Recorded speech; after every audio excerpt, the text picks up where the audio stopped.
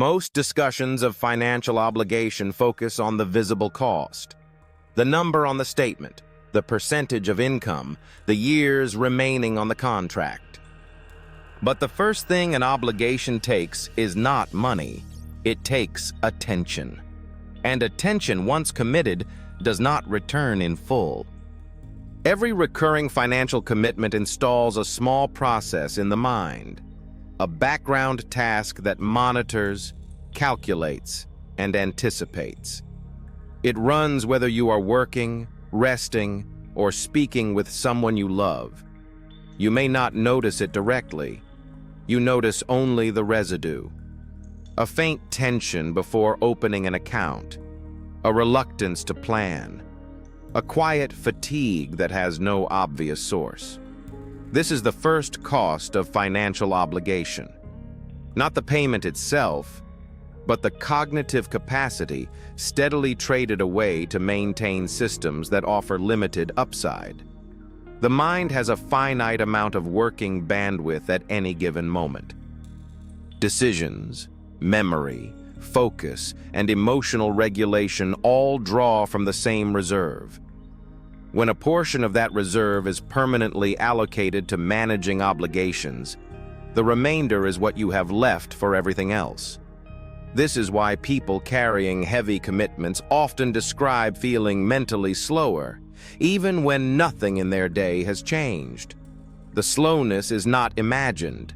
It is the measurable effect of bandwidth being held elsewhere. Researchers studying scarcity have observed this directly. When financial pressure occupies the mind, performance on unrelated cognitive tasks declines. The decline is not caused by stress in the dramatic sense. It is caused by the simple fact that the mind is already running something in the background. The obligation does not need to be large to produce this effect. It needs only to be persistent. A small monthly commitment, renewed indefinitely, can occupy as much mental space as a much larger one-time decision. This is the asymmetry that most financial thinking ignores. The visible cost is calculated in currency, but the invisible cost is calculated in attention. And attention is the resource from which every other capacity is built.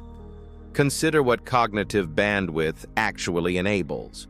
It allows long-term planning, creative problem-solving, careful judgment, and the patience to wait for better opportunities.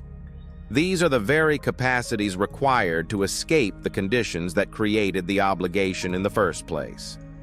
When bandwidth is consumed by maintenance, these capacities are the first to weaken. The person becomes more reactive, more short-term, more inclined to accept whatever reduces immediate pressure. The system that demands the bandwidth is, in effect, protecting itself by depleting the faculties needed to question it. This is why obligations tend to compound in ways that are not strictly financial. Each one reduces the mental margin available to evaluate the next. Decisions that would have been refused in a rested mind are accepted in a depleted one. The trade is rarely conscious. No one agrees in a single moment to exchange years of cognitive capacity for a fixed monthly arrangement. The exchange happens gradually, in small increments, each one reasonable on its own. And because the cost is paid in attention rather than money, it never appears on any statement. There is no line item for the hours of mental processing absorbed by tracking, worrying, and adjusting. There is no receipt for the ideas that were never developed because the bandwidth required to develop them was already in use. This is the quiet mechanism by which financial obligation shapes a life. Not through the dramatic moments of payment, but through the steady, unremarkable drain on the resource that determines what a person is capable of noticing, considering, and choosing. The upside offered by most of these systems is limited by design.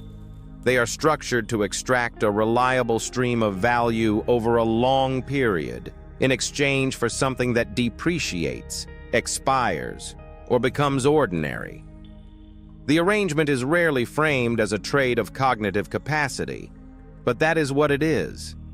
Once this is understood, the calculation changes. The relevant question is no longer whether the payment fits within the budget. The relevant question is whether the bandwidth it will consume is worth what is being received in return. Most obligations, examined this way, reveal themselves as expensive in a currency that was never disclosed. The money was the smaller cost. The attention was the real one. And attention, unlike money, cannot be borrowed, refinanced, or recovered through a better quarter. It is spent in the moment it is held, and what it could have built in that moment is simply absent from the life that follows. This is why the first cost of financial obligation is the one that matters most. Everything else a person hopes to do, build, or become depends on the cognitive capacity that the obligation is quietly consuming. Want to see the hidden rules shaping money, power, and human behavior? Subscribe to Unseen Forces.